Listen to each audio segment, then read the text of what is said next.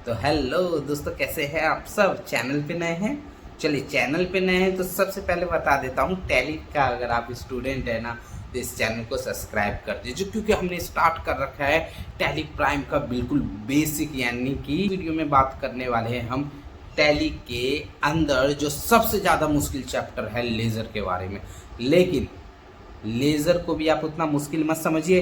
आप हमारे चैनल को सब्सक्राइब नहीं किए ना तो सबसे पहले सब्सक्राइब करें। देखिए आप सबको मैं क्या कहता हूँ, आपको तो सिर्फ हमारे चैनल ही तो सब्सक्राइब करना है, वीडियो को लाइक करना है, और क्या चाहिए आप सबसे। और मुझे कुछ चाहिए नहीं, और मैं सबके लिए इस तरीके से कोर्स लाऊंगा।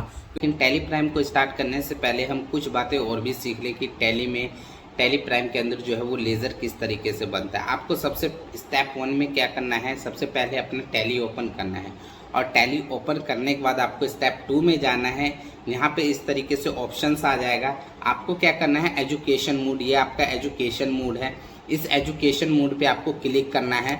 उसके बाद आप जब क्लिक कर देते हैं तो स्टेप 3 में आपको आना पड़ेगा। अब यहाँ क्रिएट का ऑप्शन, आप देखिए ARP 9 में क्या होता था ना, हर एक चीज़ में आपको लेज़र क्रिएट करना है तो लेज़र में हमें जाना पड़ता था। लेकिन यहाँ टैली प्राइम के अंदर हमें कुछ भी क्रिएट करना है ना तो डायरेक्ट पहले क्रिएट के ऑप्शन पे एंटर मारेंगे, और उसके पास आप देखेंगे स्टेप 4 में आपको ग्रुप क्रिएट करना है, करेंसी, वाउचर, आपको जो भी क्रिएट करना है आपको डायरेक्ट इकट्ठा ऑप्शन दे दिया गया है। आपको अंदर ज़्यादा जाने की ज़रूरत नहीं है।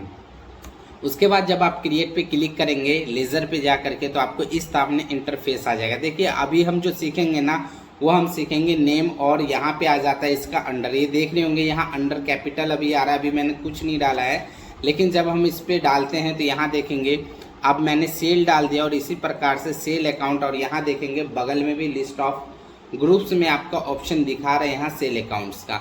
तो इस तरीके से आप अपना जो है लेज़र बना सकते हैं। उसके बाद हम बात कर लेते हैं लेज़र कौन कौन से होते हैं और कौन सा लेज़र किसके अंडर में आ जाते हैं।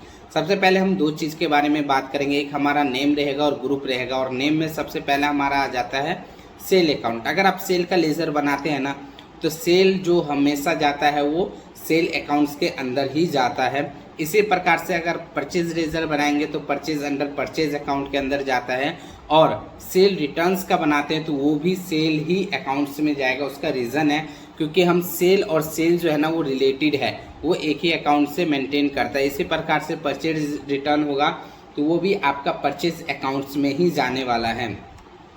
यहाँ पे हम बात कर लेते हैं और भी कुछ। आप देखिए रेंट हमारे पास ना दो प्रकार के होता है, एक रिसीव रेंट होता है और एक रेंट हम किसी को पे कर रहे होते वो हो जाता है। अगर आपका रिसीव रेंट आ रहा है ना तो ये आपके लिए इनकम कहलाता है, क्योंकि आपके पास पैसा कहीं से भी आता हो, आप कहीं जॉब कर रहे हैं आपके पास पैसा आ रहा है तो वो भी इनकम कहलाता है। तो यहाँ पे आ जाता है आपका इनडायरेक्ट इनकम आ जाता है। इसी प्रकार से वेजेस हो जाता है। अब मानिए कोई भी आप कंपनी ओपन कर रखें, ठीक है, अब कंपनी जब आप ओपन करते हैं तो उसमें माल, कच्चे माल को आपको लाने और ले जाने के लिए खर्चे भी होते हैं, या आपके पास व्हीकल्स नहीं है तो आप बाहर से व्हीकल्स मंगवाते हैं, वो हो गया। तो वो जितने भी किराया, उसको वेजेस हम कहते हैं, उसका जो किराया है वो हमारा आ जाता है डायरेक्ट एक्सपेंस, क्योंकि एक कंपनी के लिए खर्चा हो रहा है तो इसलिए हम डायरेक्ट एक्सपेंस यहाँ पे कर देते हैं। उसके बाद अब GST, अगर GST नहीं, यहाँ पे किसी भी प्रकार का अगर आप टैक्स से रिलेटेड लेज़र बनाते हैं तो वो अंडर जाता है टैक्स एंड ड्यूटीज़ के अंदर, चाहे आपका SGST हो, CGST हो,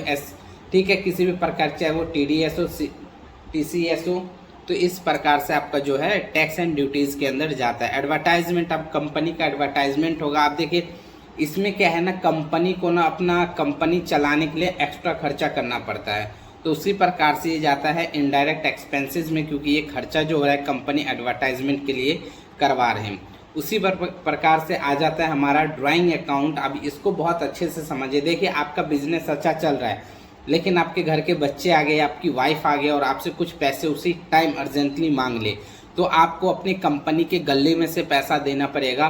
तो उस प्रोसेस को हम कहते हैं ड्राइंग, और जो ड्राइंग होता है वो हमेशा कंपनी के अकाउंट से करता है, इसलिए हम इसको अंडर डालेंगे कैपिटल अकाउंट के अंदर हम इसको डालते हैं। उसके बाद आ जाता है आपका कैपिटल और स्टार्टिंग, यानी कि आप या कोई पैसा लेकर के आप बिजनेस को स्टार्ट करते हैं, आपके किसी से पैसा उधार लेके भी स्टार्ट करते हैं ना, यानी कि इस प्रोसेस में आप बिजनेस स्टार्ट कर रहे हैं।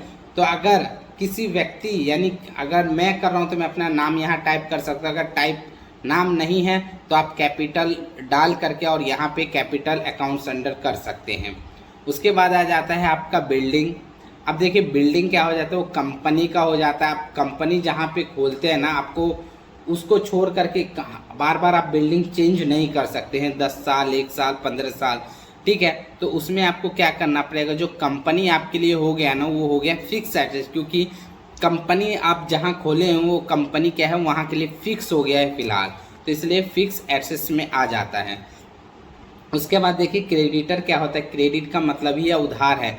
अगर आप किसी व्यक्ति से माल को उधार में खरीदते हैं ना, तो उस व्यक्ति का नाम यहाँ पे डालेंगे, या आप खरीद रहे तो आप अपना नाम डालेंगे और वो अंडर जो जाता है वो सैंडरी क्रेडिटर है।